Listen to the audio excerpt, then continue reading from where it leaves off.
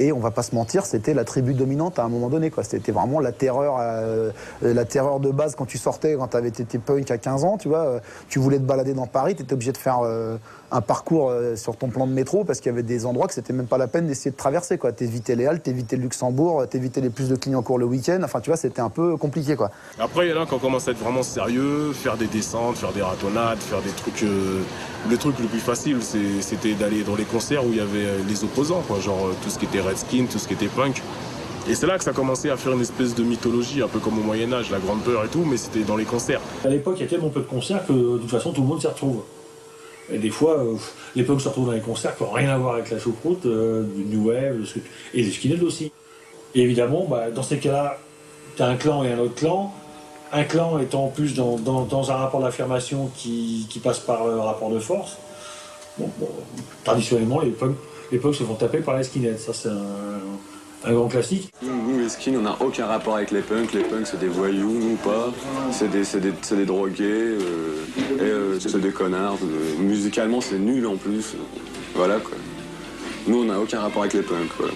Qu'est-ce qui se passe quand vous croisez une bande de punks dans la rue? Ça fait boum.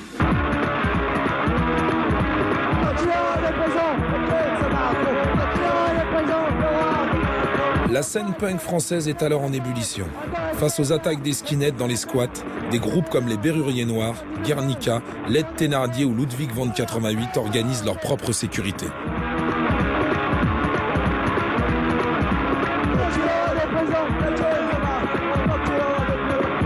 Donc, si tu veux, il y avait à ce moment-là un bouillonnement alternatif qui était musical, politique, social et qui avait j'ai envie de dire comme dénominateur commun le fait d'être né et de vivre principalement dans la rue. Le fait qu'il y ait des groupes aussi politisés joue beaucoup.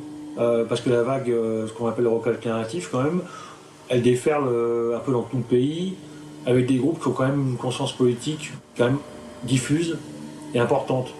Dans une optique antiraciste, mondialiste, internationaliste en tout cas, qui a une dynamique beaucoup plus importante à l'époque en tout cas que les mouvements de repli sur soi, que les fachos et juste. Et donc on voit émerger donc des gens avec un fort ressentiment de ne pas se laisser faire. Et on en arrive à se dire, bon, il y en a plein le cul, quoi. Les FAF, ils font vraiment trop chier. On en a marre de subir leurs lois. Et donc, il est temps qu'on s'organise, nous aussi, en bande. Une bande radicale qui ne se chierait pas dessus et dont l'objectif serait l'antifascisme radical et faire changer, en gros, la peur de camp, quoi.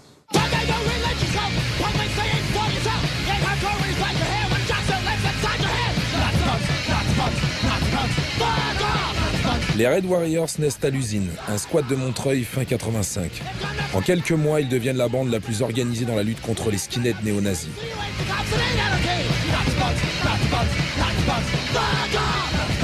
La rue est un terrain, au même titre que les urnes, et nous, on est des gens qui avons vécu dans la rue et qui, par conséquent, l'avons à cœur et ne comptons pas leur abandonner.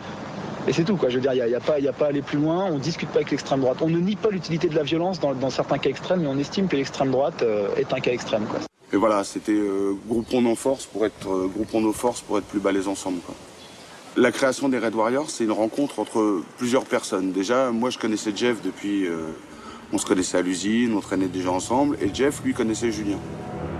Et on s'est rencontrés avec une quatrième personne qui s'appelle Nano, ils ont monté le truc et c'est parti là-dedans. Au début on était 4, après on était...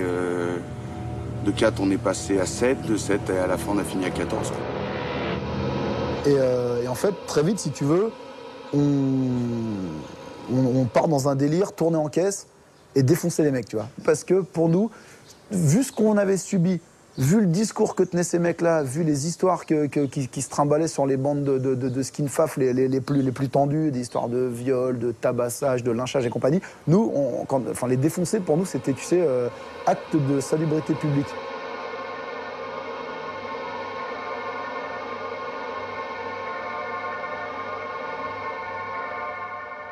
Chaque Red Warriors, donc Red Warriors guerriers, on était des guerriers. Chaque Red Warriors pratiquait une discipline et se devait de gagner au moins un titre de champion dans chaque discipline. Je sais que Julien était champion de France de full contact, il y avait Franck qui était champion de France de Kung Fu, il y avait Scan qui était champion de France de boxe française, Il y avait moi qui étais champion d'Europe de Kung Fu, de boxe chinoise, de Santa. Ouais, regardez, tu rentrer sauter, c'est bon. Vas-y, présente alors.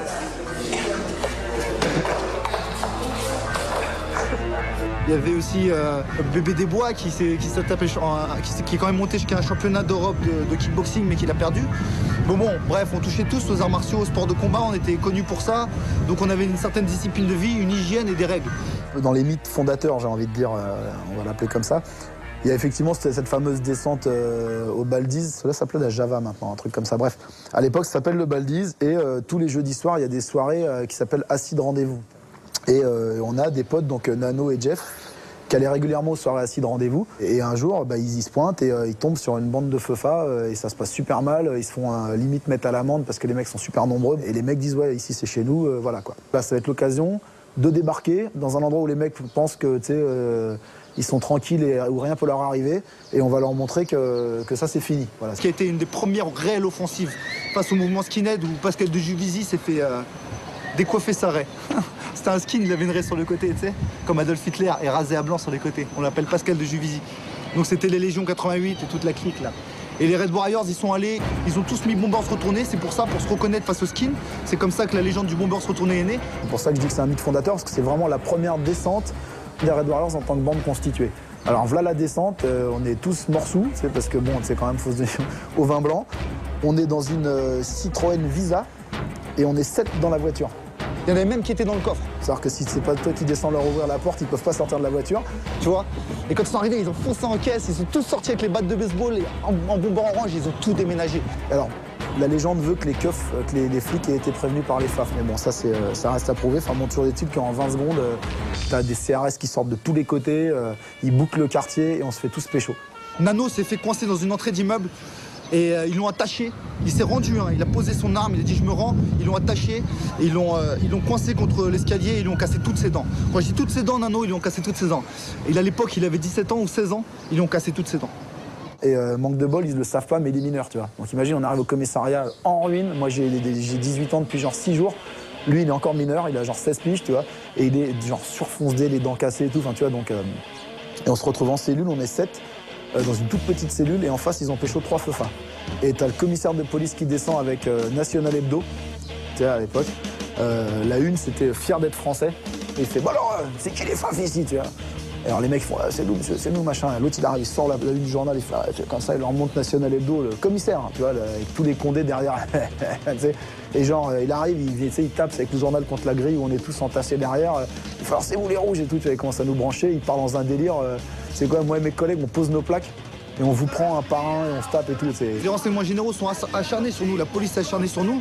La police s'est aussi acharnée sur les skins dans certaines occasions, je dirais pas le contraire, mais quand même, on va dire que les forces de l'ordre étaient entre guillemets un peu plus tolérants pour les skinheads, pour certains trucs. J'ai vu des cas où dans des descentes, ils ont relâché des skins plus loin avec leurs armes.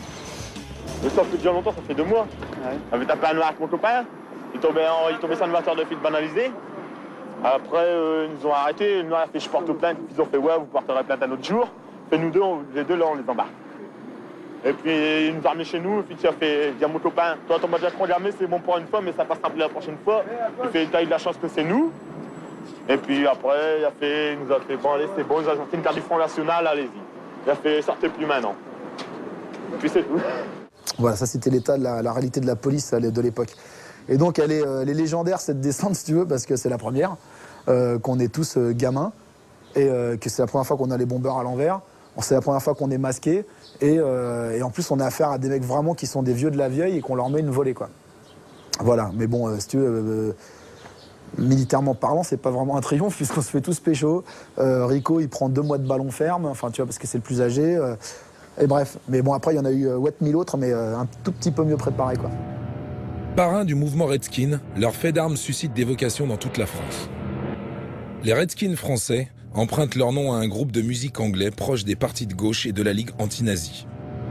Les Redskins arborent souvent l'étoile rouge ou la faucille et le marteau de l'Union soviétique. Mais ils portent aussi les couleurs de l'équipe de football américain de Washington, les peaux rouges. Parmi ces Redskins, on trouve aussi bien des jeunes punks que des skinheads se revendiquant de l'esprit des origines, voire des jeunes très proches de la culture hip-hop naissante. Bombers de skinhead, jeans avec revers des rockers, bottes militaires ou baskets de rappeurs, le look des Red Warriors illustre parfaitement ce nouveau golem urbain.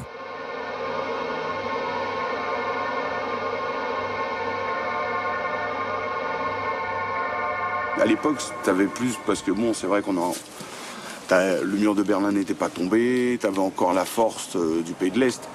Tout le monde se revendiquait communiste, mais bon, moi je vois tous mes camarades, ils étaient beaucoup plus libertaires que communistes.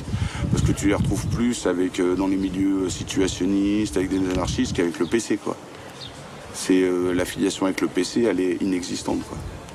Pour nous, c'est déjà des Stal, c'est déjà des FAF, donc on est beaucoup plus libertaire que communiste. Les Berruriers et leurs messages libertaires sont en première ligne face aux attaques des crews skinhead néo-nazis. Les Red Warriors assurent leur service d'ordre. Donc les Berrunas, ils ont vu qu'on avait nos actions dans la rue ont répercuté tellement fort dans la communauté alternative qu'ils ont choisi d'avoir les Red Warriors comme groupe de sécurité. Et ça a été toujours une petite tradition que les Redskins faisaient la sécurité des groupes alternatifs depuis Rock à l'usine, c'était depuis l'usine de Montreuil. Écoutez, jeunesse de France, soyez unis pour gagner. L'avenir, c'est pas la violence, mais la solidarité.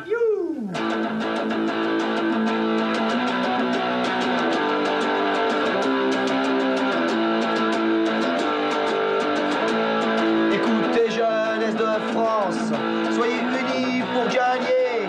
L'avenir, c'est pas la violence, mais la solidarité. Et en l'espace de quelques mois, tu sais qu'au concert, on te dit ouais, il y a les Red Warriors qui seront là, tu sais que voilà, pas de problème, les FAF, rien qu'à l'évocation de ce nom, ils viendront pas, quoi. C'est clair que le ménage qui a été fait à cette époque-là dans la scène a été salutaire. C'est ça qui a fait que les concerts ont pu être sécurisés d'une part, et passer avec une ambiance justement festive et une ambiance où les gens se retrouvaient, ont rencontré d'autres gens, se sont dit tiens, je suis pas tout seul dans ce monde, il y a d'autres gens qui partagent les mêmes idées que moi. Et moi, cette dynamique, une fois qu'elle est enclenchée, que ça touche suffisamment de gens, c'est un rouleau compresseur.